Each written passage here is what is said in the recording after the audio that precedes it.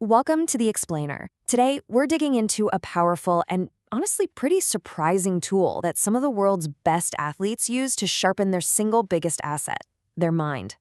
So, really think about it for a second. When you're at the absolute tippy top of human performance, what's the one thing that can still hold you back? I mean, is it a rival team, chasing a world record, or is it something a little closer to home?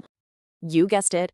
For so many elite athletes, the biggest, toughest battle they'll ever fight is the one raging inside their own head. That internal struggle, it's often the final make or break hurdle to victory. All right, so let's get into it. Before we can really understand the solution, we've got to appreciate the unique mental battlefield these athletes are on day in and day out. You know, the life of a top-tier athlete is so much more than just physical training. I mean, they're dealing with this constant barrage of mental challenges. There's the relentless pressure to perform, right, every single day. Then you've got the psychological toll of coming back from an injury. And on top of all that, the very real risk of complete burnout, which can happen right at the peak of their careers. That is just an immense load to carry.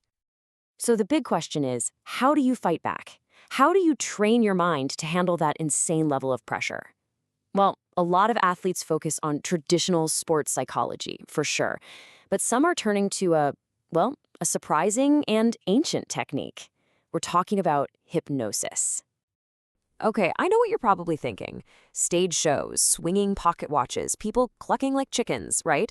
But seriously, the journey of hypnosis from this kind of mystical ritual to a legitimate scientific tool is absolutely incredible. So let's trace that evolution from magic to science. I mean, this technique has roots that go back millennia. We're talking sleep temples in ancient Greece and Rome, where they used trance-like states for healing. Fast forward a long time to the 1770s, and this guy Franz Mesmer comes along with his, let's say, controversial theory of animal magnetism. But it wasn't until 1843 that a Scottish surgeon, James Braid, actually coined the term we use today, hypnosis, named after Hypnos, the Greek god of sleep. And that just set the stage for this huge scientific debate in the 19th century. Was this a medical condition, a form of hysteria, or was it just the power of suggestion? And this slide really captures that incredible shift in thinking, right? On one hand, you have the mystical view, witchcraft, magic, mysterious magnetic forces, and on the other, the scientific view that started to win out. It was transformed into what we know it as today, a legitimate tool for psychotherapy, a state of deep, focused relaxation where the mind is just more open to suggestion. Okay, so this is the crucial point, and if you take one thing away, let it be this. Modern hypnosis is not about mind control. It's really a communication technique. A hypnotist uses suggestions to help a person enter a state where they can gain greater control over their own mind and their own actions. It's a tool for self-mastery, not for someone else to control you. So, now that we've hopefully demystified it a bit, let's get to the really good part. How does this actually translate to the field, the court, or the gym?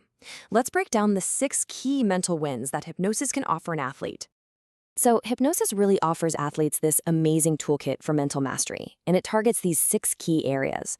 We're talking about everything from exploring their own potential and relieving that pregame anxiety to reducing very specific fears. But it goes even further, helping improve technique, relieve fatigue, and even just get a good night's sleep before a huge competition. It's all about sharpening every single psychological tool in their arsenal. Let's zoom in on one of these, reducing fear.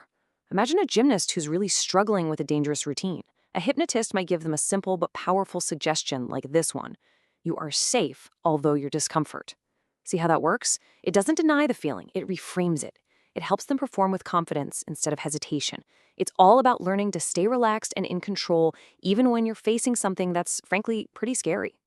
And what's really fascinating is how hypnosis can basically supercharge another key training tool, visualization. You know, what sports psychologists call imagining skills.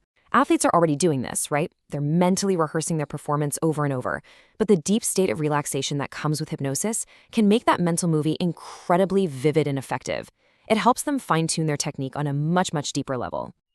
And hey, the results are pretty promising. Studies have found positive effects in a whole range of sports. We're talking high-precision stuff like golf and archery, but also really dynamic team sports like basketball and soccer. Now, look, it's not a silver bullet for every single sport out there.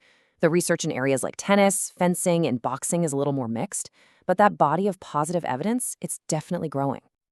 Okay, so with all that in mind, what's the final verdict from the scientific community? Let's take a clear-eyed look at the scientific scorecard, where the research stands today. And yeah, that includes its current limitations. So, as promising as all this sounds, the science isn't perfect just yet. A lot of the studies have really small sample sizes, which makes it tough to say the results apply to all athletes. Many also lack proper control groups, so it's hard to know for sure if hypnosis is the true cause of improvement.